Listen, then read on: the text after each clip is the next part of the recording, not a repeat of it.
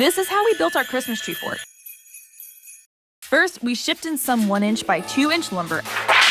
After that, we can create our base. We are going to need 6 pieces cut at 25 inches long.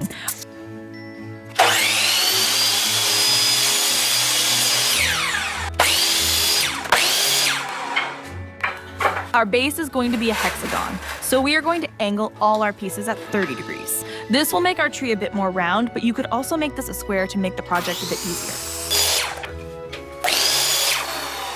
Now that we have all 6 pieces cut, we are going to stick them together with wood glue to form a hectagon.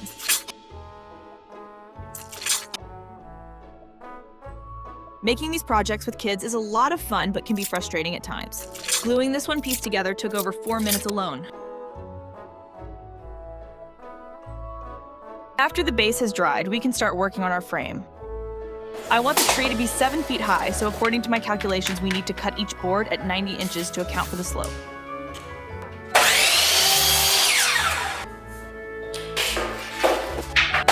Once our pieces are cut, we are going to angle at the bottom so it sits flat on the base. This was easy to do by using a cut-off piece from the base to mark the angle.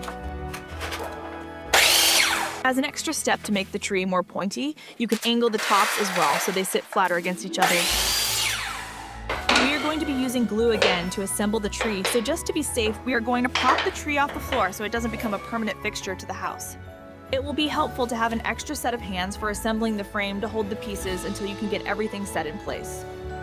To help with securing, we are going to fire in a couple of small nails.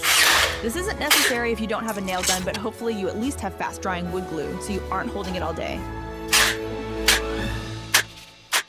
To secure the top, we first added an elastic band, but it still felt a little wobbly, so we tied a bunch of string around it. We wanted our tree fort to be extra special, so we decided to add a train that will run inside and outside of the tree. To do this, we first put our track in position and marked the spot on the frame where the track will fit the best. Then we took these brackets and secured them to the frame, making sure to add a small decline, so the track and train would not fall off. Now we just need to repeat that step 5 more times, but ensuring that each bracket is level with the brackets beside it.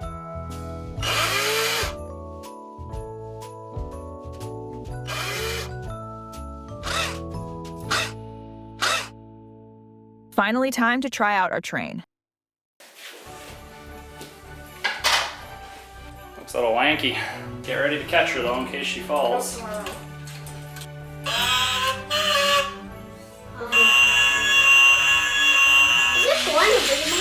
Oh, get ready, Dad. After the video, I'm looking for right here. Oh, crash! After adding in a few extra supports for the track and making some small structural changes, we are ready to get the train rolling. Just cleaning the track.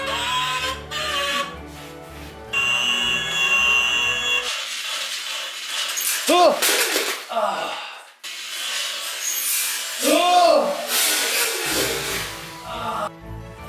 I'm not going to say I told him this would happen, but now we have a new train. After adding a few more supports and securing the track, we are moving on to the next step.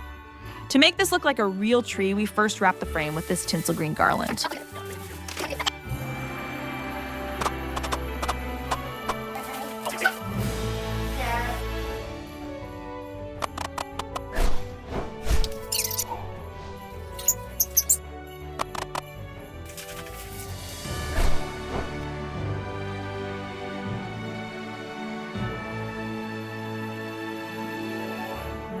Next, we are going to wrap the tree with clear mini lights. Just make sure you leave an open area for the door.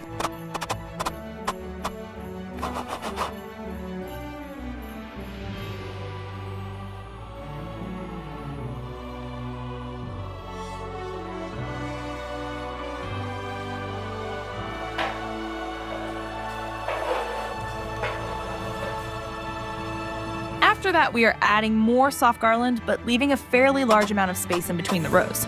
You will need a lot of garland for this. In total, we used about 350 feet of soft garland. Lay down, stick your feet up, go to bed.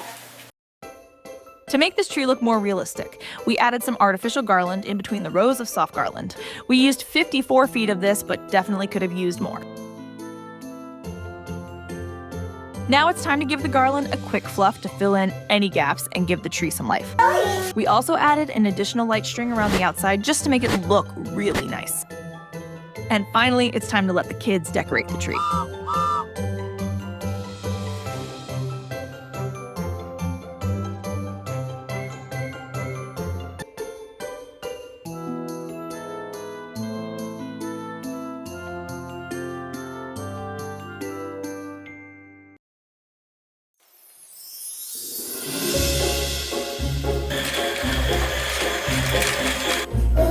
This is way more than just the coolest Christmas tree fort. It would also be a great place to store presents.